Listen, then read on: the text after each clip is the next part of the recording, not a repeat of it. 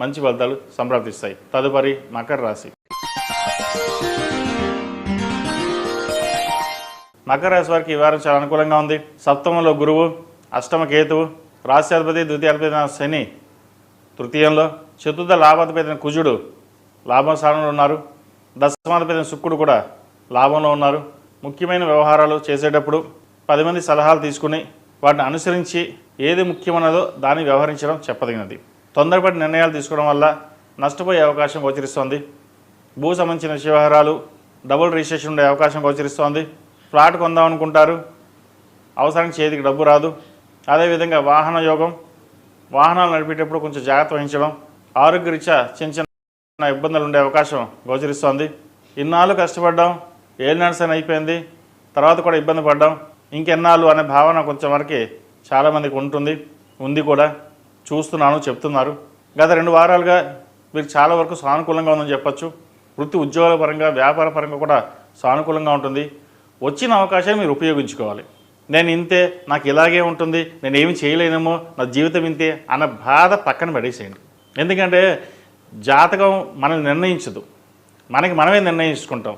మన జాతకం బట్టి అన్ని రాశి ఫలాలు చూసి అందరూ చూసేసుకుని ఇలాగే ఉంటుందేమో అని చెప్పేసి మన దారి మీద డీప్గా వెళ్ళిపోయి మనకున్న పని ఏదో పక్కన పడేసి వాటి మీద దృష్టి పెడుతుంటాం. నేను మీకు ఇప్పటికీ చెప్తాను, రాశి ఫలాలు చెప్పేది 50%, 30%, మిగతాది మన మీద డిపెండ్ అయ్యి ఉంటుంది. మన కర్మకి మనమే బాధ్యులం.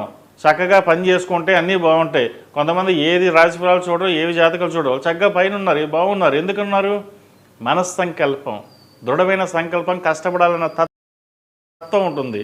అవన్నీ మనకి ఉన్నా కూడా మీరు ఏం చేస్తారు? ఆ పక్కన పెట్టేసి ఇలా వెళ్తే బాగుంటుంది ఏమంటారు. ఇవి కొంతవరకు శాస్త్రం తీసుకోవడమే. ఎందుకంటే కొన్ని కోట్ల మంది ఉంటారు మకర రాశి వాళ్ళు.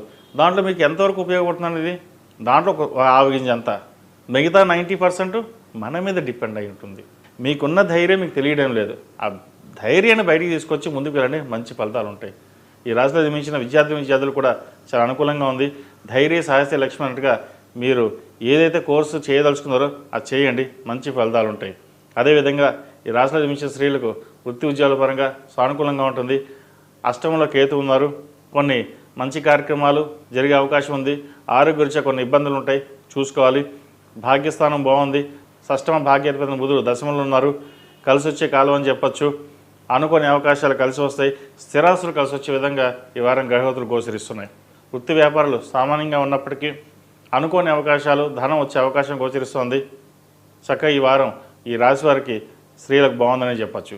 ప్రతిరోజు ప్రతినిత్యం ఈ రాశివారు ఈ మార్గశిర మాసంలో ఓం నమో నారాయణ ఒత్తులతో దీపారాయణ చేయడం, కార్తీక మాసంలో కుదరలేని వారు మార్గశిర మాసంలో సత్యనారాయణ స్వామి వ్రతం చేసుకోవడం చెప్పదగిన సూచన. ఈ రాశిలో జన్మించిన వారికి కలిసి వచ్చే సంఖ్య 2, కలిసి వచ్చే రంగు లైట్ గ్రీన్. ఏదైనా పని మీద బయటికి వెళ్ళినప్పుడు శనివారం కానీ బుధవారం కానీ వెళ్ళండి, మంచి ఫలితాలు సంప్రాప్తిస్తాయి. తదుపరి